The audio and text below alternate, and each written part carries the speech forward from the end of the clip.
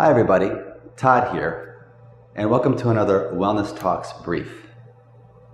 Today I'm just going to be answering a question that I get asked often both in my practice and with friends and family. What is a diagnosis useful for? Why a diagnosis? Now there's many ways to answer this question, so I'm just going to break it down into a few components. One is from a billing standpoint. There needs to be a label in order for any work done in an office to be processed. It's the logistics. It's the process of how everybody gets paid what they're supposed to be getting paid and how the insurance companies can track what's happening out there in the general population so that if need be, somebody like a health educator, health promotion specialist can put together programs to try to target a rise in a particular type of disorder. From a clinical standpoint, a reason that we have a diagnosis is that if somebody was working with me and they moved elsewhere, that information helps the next clinician to ensure a continuity of care, to make sure that that clinician understood what was going on, at least has a label so that that person has some idea of how to work with that individual, with that patient.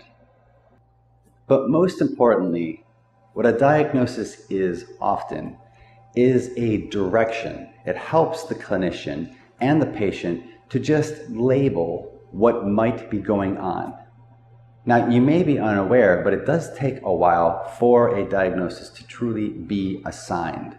From a billing standpoint, a lot of places typically want to see something put down up front in order for the paperwork and the billing to be processed. But from a clinical standpoint, it's not unusual for there to be as long as 6 months before something is totally agreed upon, that yeah, this is probably what we're dealing with. There's a whole process. So up front, we would do assessments. We would try to get a pretty good handle on and assign a label so that we have some type of direction. Because if we simply sat and talked for 6 months, that would not be the most effective way of moving forward in working with somebody to address a problem or an issue.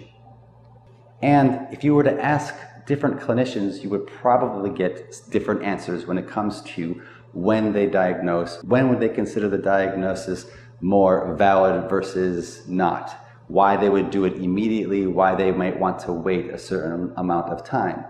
In my own practice, I typically like to match whatever the DSM-5 and the assessments that I use with the current symptoms, and that would be where a diagnosis comes from. So I do typically like to put it up front because having a diagnosis then allows me as a clinician to begin to select the tools that would be useful in working with this person, such as my specialty in dealing with anxiety disorders. But again, if we go a little bit deeper, what a diagnosis is truly doing is just giving us a point of reference. It helps us to define goals. It helps us to know which direction we as a team, me and the client that I'm working with, need to move towards in order to alleviate the challenging issues or the complaints that the person is having. What a diagnosis is not, or shouldn't become, is a label of something that you actually are. So what typically happens is that somebody gets a diagnosis and they say, I have XYZ. And then they almost start to internalize this until it becomes, I am XYZ. I am schizophrenic. I am an anxiety disorder.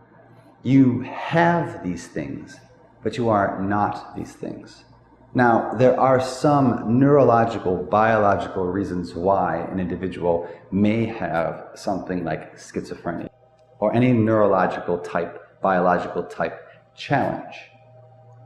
But even then, to say that that's what I am is missing a larger picture. It's only focusing on a smaller aspect.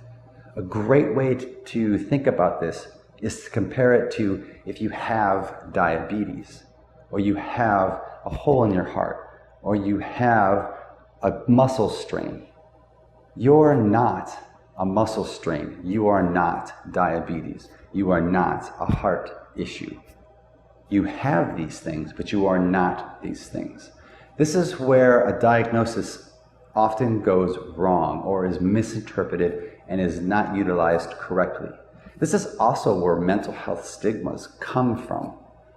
People can't quite put together that having an anxiety disorder or having an anxiety challenge is really not much different than cutting your hand.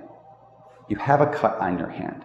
You go to see somebody, or you try a Band-Aid. Perhaps a Band-Aid works just fine. That would be like a self-help book. But let's just say it's a pretty significant cut. You would go and you would see your doctor. If you run into an issue with anxiety where it sticks around for longer than 6 months, that's the equivalent of a pretty deep gash.